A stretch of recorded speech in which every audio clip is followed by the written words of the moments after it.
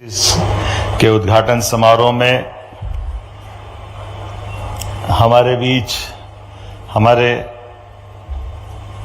यशस्वी शिक्षा मंत्री श्रीमान राव उदय प्रताप सिंह जी, माननीय विधायक श्रीमान भगवान दास सबनानी जी, माननीय महापौर श्रीमती मालती राय जी, श्रीमान आनंदराव पाटिल जी, अतिरिक्त सचिव शिक्षा साक्षरता भारत सरकार, प्रोफेसर दिनेश सकलानी जी, निदेशक एनसीईआरटी श्रीमती अर्चना अवस्थी जी, प्रोफेसर दीपक पालीवाल जी, इस अवसर पर समस्त आगंतुक अतिथिगण, प्यारे मित्रों, पत्रकार साथियों, ये भी सुखद संयोग है।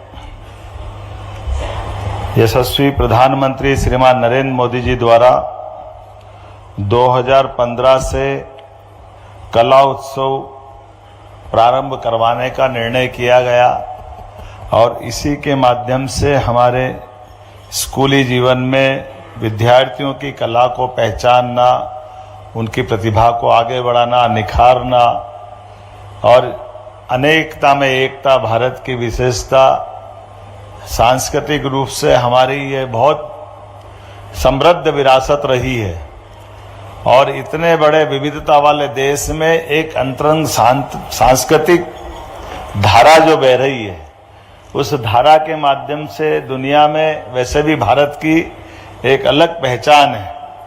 और ऐसे में कला की अगर बात कहें तो हमारे लिए हमारे देश की अतीत के ऐसे कई सारे पक्ष है जिसको हम देखेंगे तो हमको अपने उस बात को उस रूप में देखने का एक अलग आनंद भी आएगा और उस रहस्य से भी परिचित होंगे।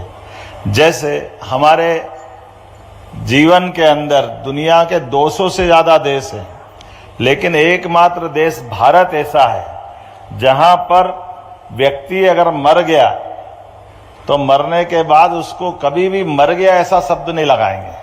उसके लिए कहा गया कि शांत हो गया। शांत होने का मतलब ही है कि उसके 7 स्वर जैसे हमारे स्वर संगीत के भी होते हैं अपने शरीर के अंदर। जैसे वैदिक वाक्य यत पिंडे तत् ब्रह्मांडे, जहां हमारे प्राण नदी पहाड़ पर्वत पूरी प्रकृति में एक समान है और जैसा हमारा पिंड है ऐसा ही हमारा ब्रह्मांड है। इस बात को समझने के लिए अतीत के काल से अगर किसी को जाना जाता है तो हमारी सनातन संस्कृति को जाना जाता है। हमें इस बात का गर्व है। इसलिए हमारे देवी देवताओं को भी अगर देखें तो मुझे इस बात का गर्व है कि भगवान कृष्ण कंस को मारने के बाद भी अगर शिक्षा ग्रहण करने आए हैं तो मध्य प्रदेश की इस धरती पे आए, महर्षि सांदीपनि आश्रम में उनने अपना शिक्षा अध्ययन का काल पूरा किया। और कलाओं में भी 64 कला 14 विद्या, अगर इस सब में कोई निष्णात हुआ है तो वो एक ही नाम है जिनको जीते जी श्री कृष्ण वंदे जगत गुरुम, जिनको जीते जी शिष्य को गुरु के समान दर्जा अगर मिला है तो अपनी इस गुरुकुल पद्धति के माध्यम से मिला है। और हमने सबने देखा है कि अपने जीवन काल में भगवान कृष्ण के माध्यम से उनने अपने जीवन के विविध पक्षों को विविध समय अलग अलग प्रकार से जिया है। हम उनकी एक कला बांसुरी वादन में देखते हैं, उसका आनंद हमको आता है। योग विद्या के माध्यम से वो सुदर्शन चक्र धारण करते हैं, वो एक रूप ध्यान में आता है। विराट स्वरूप की बात भी जब कही जाती है, या महाभारत के उस भीषण युद्ध में उनकी अपनी दक्षता के बलबूते पर ये एक ऐसा पक्ष आता है जो अपने जीवन काल में विद्या और कला दोनों का संयुक्त प्रकटीकरण है।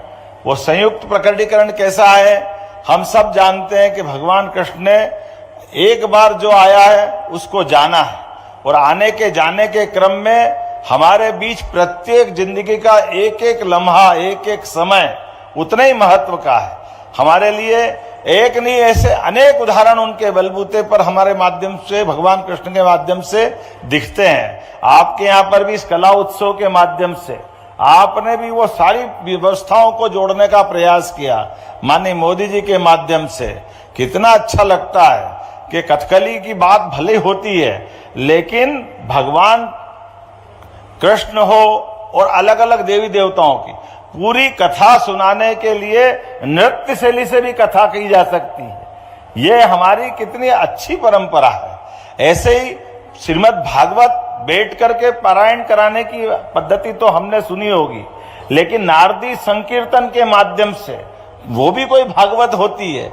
ये भागवत अगर दिखाई देती है तो ये हमारे यहाँ दिखाई देती है। हमारे लिए एक नहीं ऐसे कई उदाहरण भरे पड़े हैं, जिन उदाहरणों के माध्यम से अतीत से काल के इतिहास को जानने का। लेकिन भोपाल में अगर बात कर रहा हूं तो राजा भोजपाल याद करता हूं, राजा भोज याद करता हूं। हमने सबने एक मुहावरा सुना होगा, वो मुहावरा गलत है। मैं आपको उसका अतीत का इतिहास बताना चाहूंगा। मुहावरा कहते कहां राजा भोज और कहां, अब ये इसी प्रकार का एक उदाहरण है जो मैं बताना जा रहा हूं। ये मुहावरा गलत है। मुहावरा का अतीत का इतिहास ये है कि राजा भोज अपने पूर्ववर्ती जिनके माध्यम से उनने अपनी सत्ता पाई थी, सिंधुराज ने अपने मूल बेटे उनके, वास्तव में उनका तो जो मूल बेटा है वो अपना सिंधुराज का बेटा था। बहुत यशस्वी राजा थे जिसका नाम है राजा मुंज। राजा मुंज वो व्यक्ति है जिसने बहुत पराक्रम पुरुषार्थ से अपना साम्राज्य खड़ा किया था। भोज के पिताजी के साम्राज्य को बढ़ाया था, लेकिन वो उनका सगा पुत्र नहीं था, वो गोदी पुत्र था, औरस पुत्र था, घास में मिला था। लेकिन काल के प्रवाह में जब भोज हो गए तब भी उनके पिता सिंधुराज ने अपने भले ही दत्तक पुत्र को पहली गद्दी उसी को दी, और गद्दी देने के बाद उसको अपना सारा साम्राज्य देकर के आगे बढ़ाने का मौका दिया। लेकिन एक गलती हो गई भोज से, मुंज से, जब उनने एक अपनी असावधान व्यवस्था के आधार पर युद्ध लड़ लिया और एक युद्ध में उनका प्राणांत हो गया। महापराक्रमी राजा की दुर्दशा युद्ध में ऐसी हुई कि जो कभी उस काल में युद्ध में किसी युद्धबंदी राजा के साथ नहीं होती थी।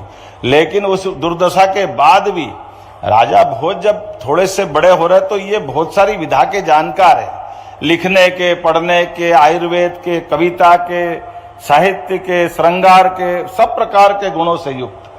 तो जब मालूम पड़ा कि भोज शांत हो गए, राजा ये मुंज शांत हो गए और राजा भोज को मौका मिला और सेना ने कहा कि अपने को बदला लेने जाना है। तो बदला लेने के इनकी मन में जो दूसरे कलाओं के या दूसरे गुण थे, तो इनको वो युद्ध का एहसास ही नहीं था।